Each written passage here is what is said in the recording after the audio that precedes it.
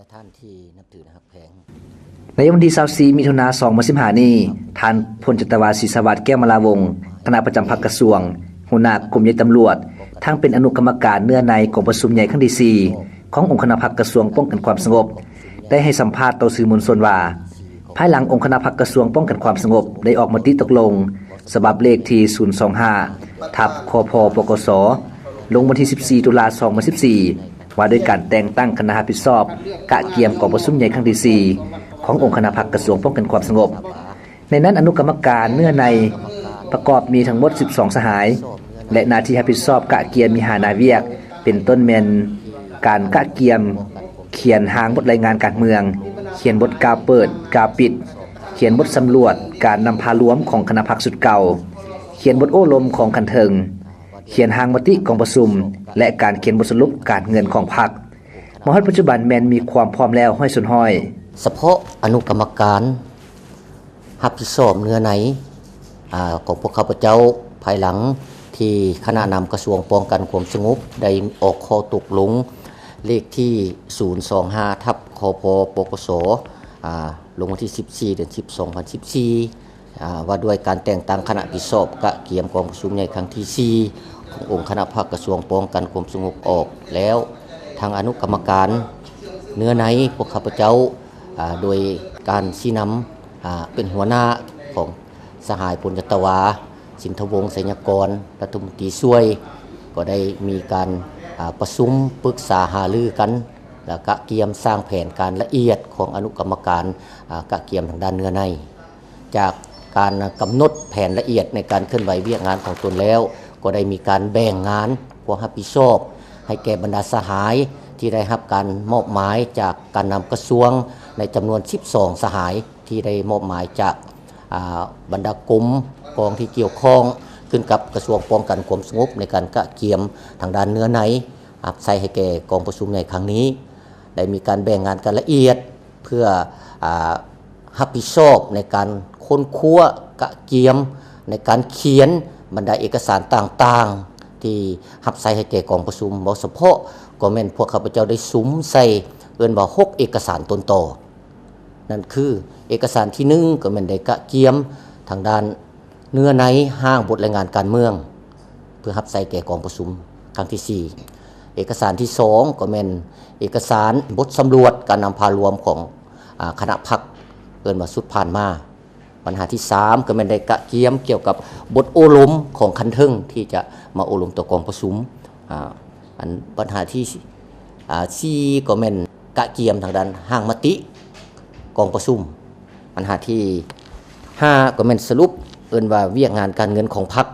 ปัญหาที่6ก็แม่นกะเกียมเอกสารบทเก่าเปิดเก่าปิดนอกจากนั้นก็ยังมีเอกสารอีกจำนวนหนึ่งที่ปิดอ้อมกองประชุมเพื่อให้มันมีความพร้อม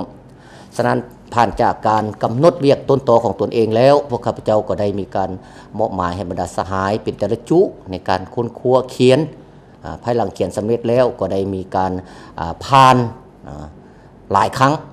โดยเฉพาะก็แม่นถือว่าตามระเบียบการและก็เพื่อเฮ็ดให้เอิ้นว่าเนื้อในของการกะเกียมกองประชุมนี้ได้รับการปรับปรุงและมีความสมบูรณ์นั้นถือว่าพวกข้าพเจ้าได้ผ่านบรรดาภาคส่วนที่เกี่ยวข้องในนั้นก็แม่นถือว่าได้มีการจัดสัมมนาหลังจากที่เป็นห้างในขั้นพื้นฐานแล้วให้บรรดาสหายที่กรมกองที่เกี่ยวข้องและบรรดาสหายที่เป็นนักค้นคว้าวิทยาศาสตร์หรือว่าจบขั้นปริญญาโทปริญญาเอกได้ไปค้นคิดค้นคว้าประกอบความคิดความเห็นใส่ห้างบทรายงานการเมืองดังกล่าวจากการเคลื่อนไหวคือดังกล่าวนั้นถือว่าได้มีการปรับปรุงหลายครั้งถือว่าจากปรับปรุงแล้วก็ได้ผ่านคณะพรรคคณะประจำของกระทรวงป้องกันความสงบในครั้งสุดท้ายจากนั้นก็ได้มีการปรับปรุงบูรณะคืนแล้วก็ได้นำส่งให้คันเทิงเพื่อให้เพื่อนมีการชี้นำปรับปรุงเกี่ยวกับด้านเนื้อในให้แก่พวกข้าพเจ้าเพื่อรองรับแก่การดำเนินกองประชุมใหญ่ที่จะมาถึงในโบสถ์นี้ฉะนั้นก็รวมแล้วมาฮอดปัจจุบันนี้ทางด้านเนื้อในอนุกรรมการของพวกข้าพเจ้าก็ได้เห็นว่าได้มีการปรับปรุงปัวแปลงถือว่าเป็นที่สำเร็จในขั้นพื้นฐานมาฮอดปัจจุบันนี้ตามการตีราคาของคณะรับผิดชอบกะเกียมดำเนินกองประชุมใหญ่ของกระทรวงก็คืออนุกรรมการของพวกข้าพเจ้าเห็นว่า ได้มีความพร้อมหรือว่าทุกอย่างในการกะเกียมทางด้านเนื้อในรับใส่แก่กองประชุมนี้ปัจจุบันนี้ยังรอท่าการอนุมัติการดำเนินกองประชุมจากขั้นถึงถ้าว่าขั้นถึงเพิ่นอนุมัติมายามใดก็เป็นพวกข้าพเจ้าพร้อมแล้วที่จะเอิ้นว่ามีเอกสารรับใส่แก่กองประชุมนะได้ในทุกเอกสารที่พุทธาภาครัฐได้ระเบียบการของพรรคได้กำหนดไว้ผลสำเร็จของการกะเกียมนี้มันก็มีข้อสะดวกและข้อยุ่งยากหลายประการด้านข้อสะดวกถือว่า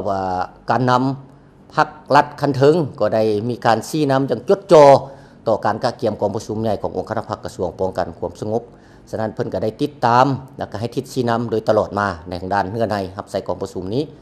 พร้อมกันนั้นกับแขนงการเกี่ยวข้องเป็นต้นแม่นจะตั้งศูนย์กลางกวดการศูนย์กลางก็ได้ใกล้ชิดติดแท้พวกข้าพเจ้าเบิ่งนำพวกข้าพเจ้าในการกะเกียม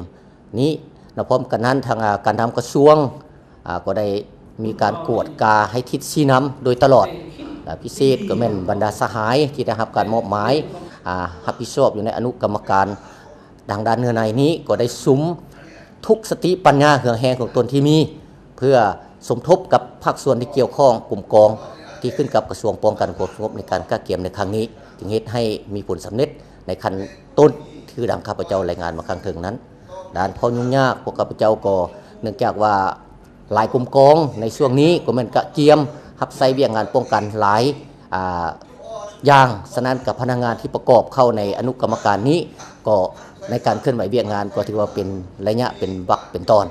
ฉะนั้นแต่ถึงอย่างไรก็ตามด้วยความตัดสินใจสูงมาฮอดปัจจุบันนี้พวกข้าพเจ้าก็มีผลสำเร็จอย่างสง่างามและถือว่าได้ผลสำเร็จในขั้นต้นณโอกาสนี้ข้าพเจ้าก็ขอแสดงความบุญคุณต่อภาครัฐการจัดตั้งคันถึงโดยเฉพาะก็ไม่แขนงการที่เกี่ยวข้องได้ให้ความ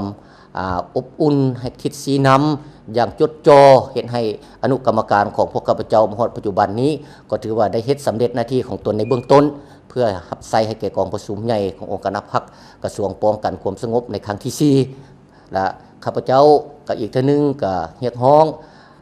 มายังบรรดาสหายพนักงานนักรบในทั่วกำลังป้องกันความสงบจงพร้อมกันสืบต่อสร้างขบวนการเพื่อคำนับรับตอนกองประชุมใหญ่ของพวกเรานี้ให้เป็นมีบรรยากาศฟุดฟื้นที่ดีและพิเศษก็เป็นเสนอต่อภาครัฐคันเทิงจงสืบต่อให้ทิศชี้นำแก่อนุกรรมการของพวกข้าพเจ้าเพื่อเฮ็ดสำเร็จหน้าที่รับใส่กองประชุมครั้งนี้ตามทิศชี้นำของคันเทิงทุกประการขอขอบใจ